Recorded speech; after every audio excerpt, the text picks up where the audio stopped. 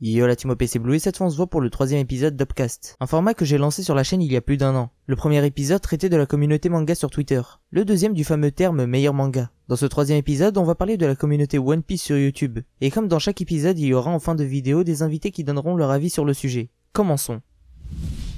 La communauté One Piece sur YouTube. On peut l'aimer ou la détester, mais ce qui est sûr c'est qu'elle a contribué à ce qu'est devenu One Piece aujourd'hui. Pas dans l'œuvre en elle-même, mais dans sa notoriété. La croissance des ventes et de la popularité sur internet depuis 2015 en témoigne. Sans les reviews, les théories et autres formats, One Piece n'aurait pas cette notoriété, et n'arriverait pas en top tweet France certains vendredis.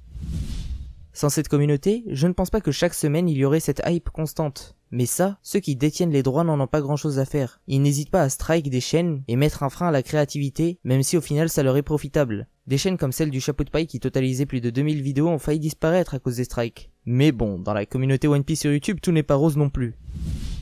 Les vidéos à répétition sur certaines annonces ou sujets créent une hype, et quand Oda fait moins bien que ce qui est promis dans les vidéos, il y a forcément beaucoup de déception chez les lecteurs. C'est ce qui selon moi a fait défaut à l'arc Wall Cake. Bref, dans la communauté One Piece sur YouTube, il y a deux gros formats, les reviews et les théories. J'aimerais commencer par les théories.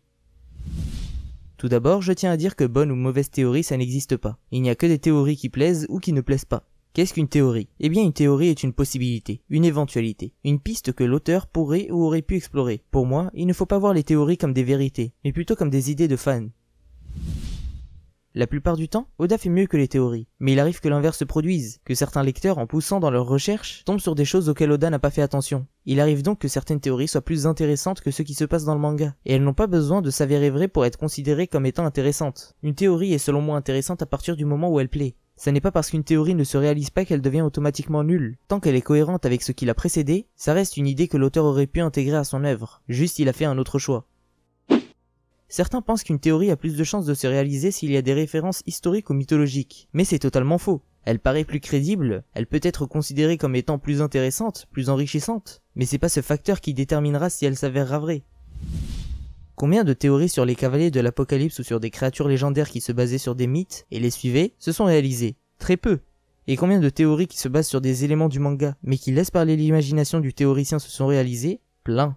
Car certes, Oda s'inspire d'éléments de notre monde, mais il ne les suit pas à la lettre, il laisse parler son imagination et son interprétation. Il ne faut pas oublier que One Piece est une histoire faite pour plaire, pas un ensemble d'archives fait pour dormir. Parfois Oda ne va pas très loin, il fait des choix très simples qui s'avèrent très efficaces, comme par exemple pour le pouvoir du dragon de Kaido. Après je ne dis pas que toutes les théories qui se basent sur de la mythologie s'avèreront fausses, mais c'est rare qu'elles tombent justes. Et si elles tombent justes, la plupart du temps elles seront incomplètes, car Oda s'inspire d'énormément de choses pour un seul élément de One Piece. Et ces éléments n'ont pas forcément de lien avec le futur du personnage. C'est pas parce que Barbe Blanche est inspiré d'un catcheur qu'il va en devenir un. C'est pas parce qu'Odie Jones est inspiré de Michael Jackson qu'il va devenir un plus grand chanteur que Brooke. Prévoir le futur à partir de ces éléments et tomber juste est quasi impossible, comme tous les trouver. Mais tomber juste n'est pas le facteur qui déterminera si la théorie est intéressante ou non. Car quoi qu'il arrive, elle aura permis de donner une vision, et aura fait apprendre quelque chose. Oui, Odie Jones ne deviendra pas le roi de la pop, mais son chara-design reste inspiré de Michael Jackson pour une majorité de personnes. Et la vérité dans tout ça, dans les théories, eh bien c'est vraiment quelque chose d'annexe. C'est pas vraiment important. Moi qui déteste me faire spoil, je préfère même parfois des vidéos avec des idées qui me font entre guillemets rêver et qui ne se réaliseront pas. Et je pense que c'est le cas d'un grand nombre de personnes, car à y regarder de plus près, les théories qui s'avèrent vraies ne sont pas les plus mises en avant, car elles ne promettent pas des choses folles. Bref, tout ça pour dire qu'une théorie n'est pas meilleure si elle se réalise, ou si elle se base sur des histoires ou des mythes. Pour moi, mais c'est assez personnel, une théorie est entre guillemets meilleure quand elle plaît, et fait rêver, qu'importe les bases. Par exemple, Shanks Mastermind ou Barbe Noire Zoan du Cerbère sont de très bonnes théories. Il y a peu de chances qu'elles s'avèrent vraies, mais pour moi elles restent des bonnes théories car elles m'ont plu.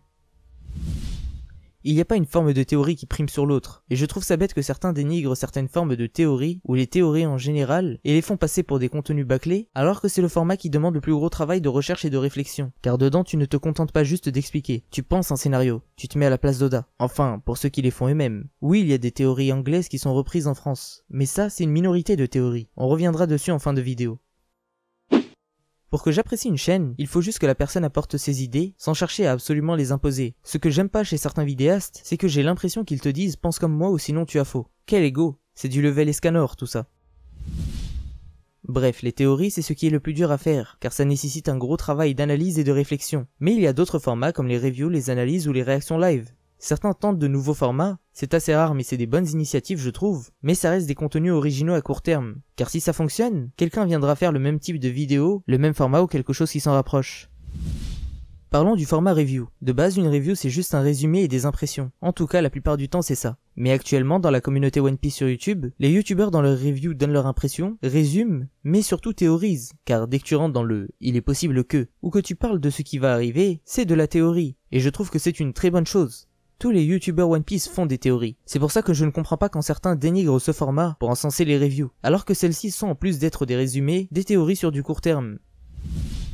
Pour rester dans le thème des reviews et des vidéos sur les chapitres, je tiens à dire ce qui selon moi manque à la communauté One Piece. Selon moi, il y a peu d'analyses dans lesquelles les youtubeurs ont une lecture critique dans laquelle ils ou elles ont un regard impartial sur l'œuvre, qu'il ou elle explique le chapitre non pas en tant que fan, mais en tant que lecteur qui dit ce qu'il y a de positif et de négatif. Quelques personnes le font déjà, mais pas assez souvent pour moi. Mais bon, les reviews sont déjà bien comme elles sont aujourd'hui.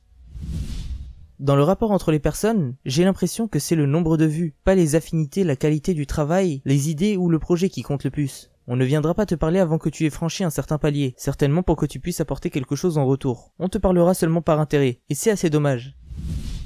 Bon, passons aux personnes qui ont été invitées dans la vidéo.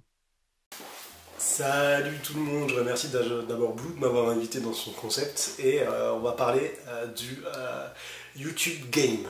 Alors le YouTube Game sur plusieurs facettes, moi en tout cas de mon côté je vais surtout traiter le plagiat, donc qui est très courant, le plagiat d'idées ou le plagiat complètement 100% de théorie One Piece, et je parle que de One Piece, en l'occurrence c'est le YouTube Game One Piece. Et au-delà de ça, il y a aussi des points sur le YouTube Game, surtout côté One Piece, c'est purement les théories et le plagiat de théorie. On le voit réellement, tu as des mecs qui travaillent, qui sont passionnés sur One Piece, qui bouffent du One Piece H24 et qui réfléchissent longtemps et qui se positionnent sur une théorie. Des théories intéressantes, on est plusieurs, enfin certains sont plus, un paquet qui détestent ça, les théories, qui disent c'est de la merde, ça fait pas avancer le manga, c'est que du mauvais. C'est faux.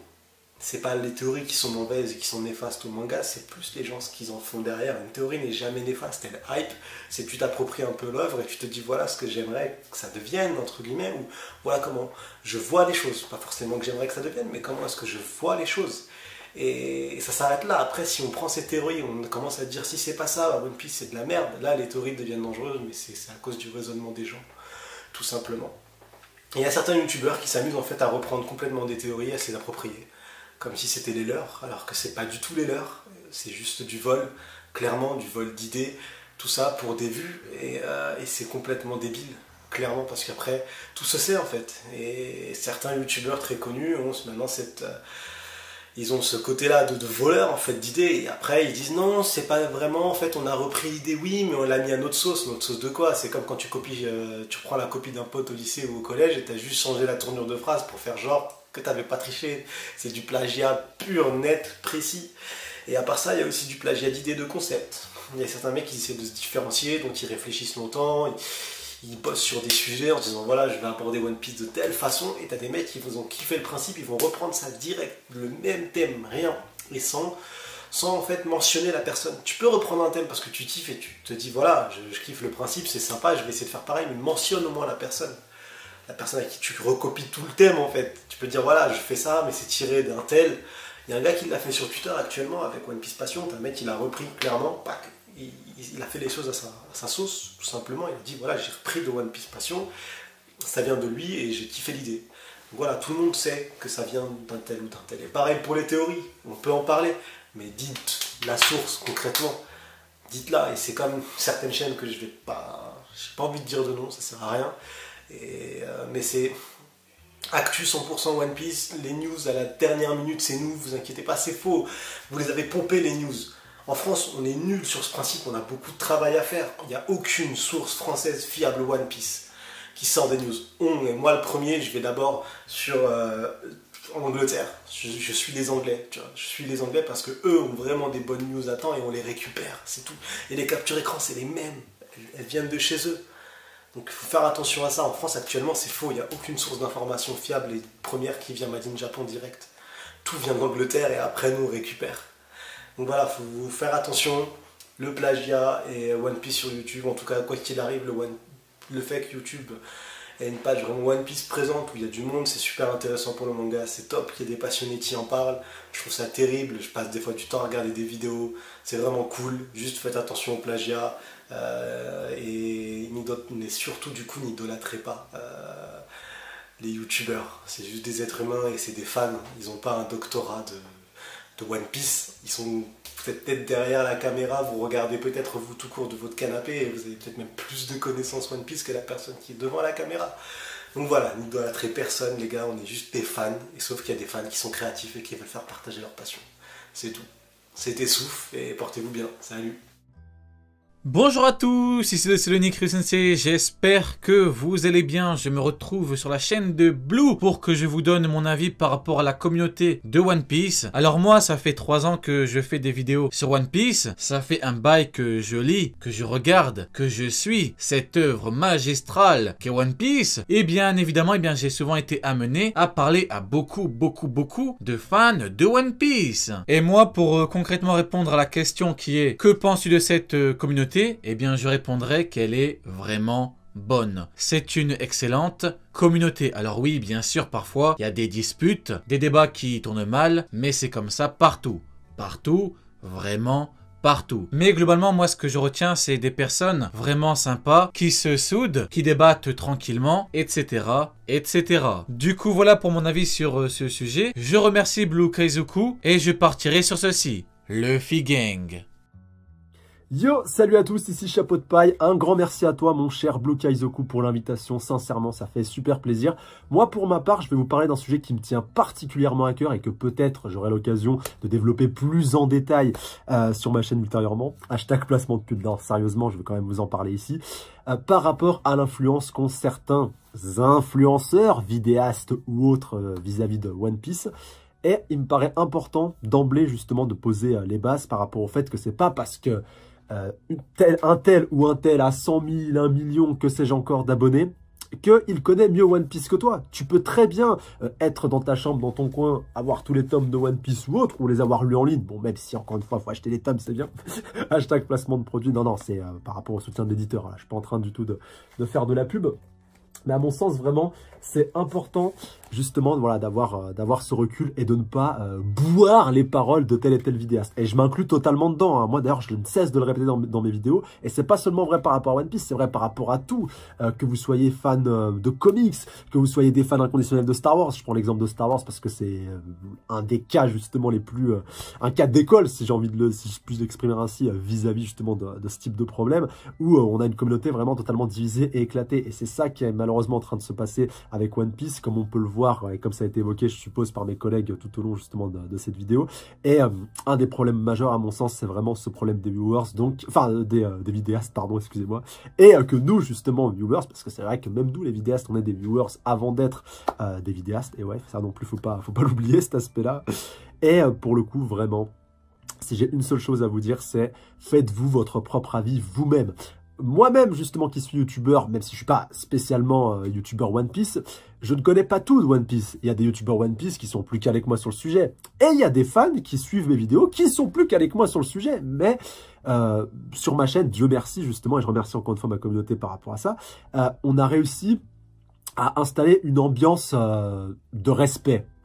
Et ça, franchement, le respect, je vous jure, c'est vraiment le mal du siècle. C'est quelque chose qui se perd, mais c'est un truc de fou. Où un tel va te sortir, tout se passe comme je l'avais prévu, genre j'ai la science infuse et tout, alors que mec ou meuf, enfin voilà, ça vise vraiment personne en particulier. Quoique, c'est certain, pour reconnaître certains vidéastes, posez-vous les bonnes questions, vraiment. Mais voilà, quoi, quand tu nous racontes que tu sais, genre, ce qui va se passer par rapport à la suite dans One Piece, que tu avais tout prédit, que tu avais tout deviné, t'as le droit de faire des théories, fais-toi plaisir, vraiment. J'ai absolument rien contre les théories, même si pas mal de vidéastes m'ont un petit peu débecté de la chose et que j'ai un petit peu de mal là-dessus. Et encore une fois, moi aussi j'en ai fait sur ma chaîne et je continuerai, je pense, d'en faire, même si je me suis un petit peu calmé. Mais voilà, moi au moins je fais mes propres théories qui sont le reflet de ma pensée sur l'instant, sur le moment. et de mes propres réflexions. Et c'est là aussi où je voulais en venir tout à l'heure. C'est pas parce que je suis youtubeur, que je parle de One Piece sur ma chaîne depuis bientôt plus de 3 ans, voilà, où je fais des reviews chaque semaine de chaque sortie de chapitre, que je connais One Piece sur le bout des doigts. La preuve, j'ai recommencé il y a pas très longtemps justement de relire l'intégralité justement de One Piece pour capter quelques petits détails que j'avais pas spécialement captés à l'époque, soit des foreshadowing ou autres.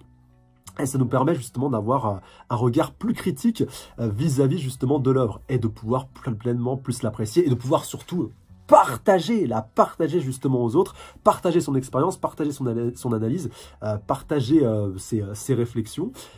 Le tout encore une fois dans la bonne humeur et dans la convivialité parce que c'est ça l'essence même de One Piece. C'est pour ça, je pense, enfin en grande partie aussi, qu'Eiichiro Oda ou même n'importe quel autre mangaka qui produit un manga justement qui a pu être amené à exploser. C'est vrai, je pense pour Naruto, Dragon Ball, pour n'importe quel manga, n'importe même quelle œuvre de la culture populaire, même Star Wars, Game of Thrones, n'importe quelle autre licence, le MCU.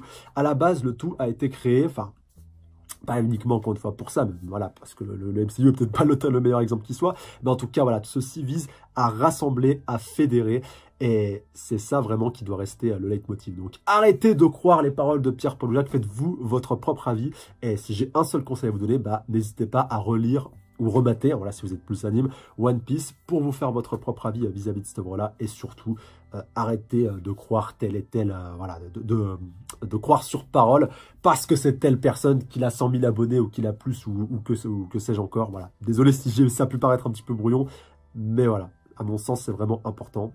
Je rends l'antenne.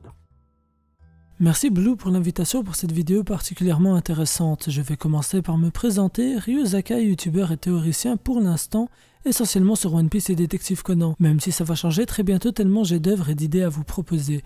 Alors pour cette vidéo, j'aimerais parler de la concurrence sur YouTube et ou sur les réseaux sociaux qui est hélas je trouve, donc il s'agit d'un avis subjectif, mais assez malsaine lorsqu'il concerne One Piece et ce peu importe le support, peu importe la plateforme. En effet, il y a énormément de séquelles dans le One Piece Game qui sont les conséquences de différentes guerres entre youtubeurs et ou personnalités qui font la communauté francophone de One Piece. On en est hélas quand même arrivé à des histoires de harcèlement moral à des personnes qui ont contribué énormément à la communauté, ou juste à de simples fans qui ne méritaient jamais quelque chose de cette envergure. Je pense qu'il y a un manque de maturité et de prise de conscience que si j'ai personnellement plus de 6500 abonnés, on parle de 6500 personnes influençables à partir du fait qu'ils aiment mon contenu. C'est pourquoi, même si ce n'est que mon avis personnel, je pense qu'il faut prendre exemple sur les communautés où il y a moins de drama. Exemple sur certains youtubeurs et certaines personnalités du One Piece Game qui arrivent à surmonter les dramas qu'on leur impose et qui ne prennent pas partie de ce genre de division au sein d'une même communauté. Il est utile de rappeler qu'il y a de la place pour tout le monde, et ce dans toutes les plateformes. Et c'est en s'entraidant, en bâtissant une communauté solide et solidaire, qu'on peut espérer voir One Piece vivre sur ces plateformes pour un très long moment. Mon message n'est pas pessimiste, loin de là il est couvert d'espoir. De l'espoir de voir une maturité et solidarité s'installer entre nous tous, et ce peu importe la plateforme, peu importe les avis, peu importe les goûts. Qu'on arrête de se faire la guerre et qu'on s'entraide. Et c'est pourquoi j'ai décidé de parler de ce sujet. Encore une fois, je remercie Blue Kaizoku de l'invitation et je rends enfin la parole. Voilà, cette vidéo est terminée, j'espère qu'elle t'aura plu. Merci à tous ceux qui ont participé à la vidéo, le lien de leur chaîne est en description, donc n'hésitez pas à aller checker si leur travail vous a plu, et si bien sûr vous ne le connaissiez pas. Merci à vous d'avoir regardé la vidéo jusqu'au bout, dites-moi en commentaire ce que vous avez pensé des différentes questions abordées, des différents sujets, des grands thèmes, pourquoi pas du format, me dire s'il vous a plu ou pas, si vous voudriez le revoir plus souvent. N'hésitez pas à rejoindre mon serveur Discord et celui de Little Garden, les liens sont en description tout comme mes réseaux sociaux. Ciao la team, et oubliez pas, le One Piece existe.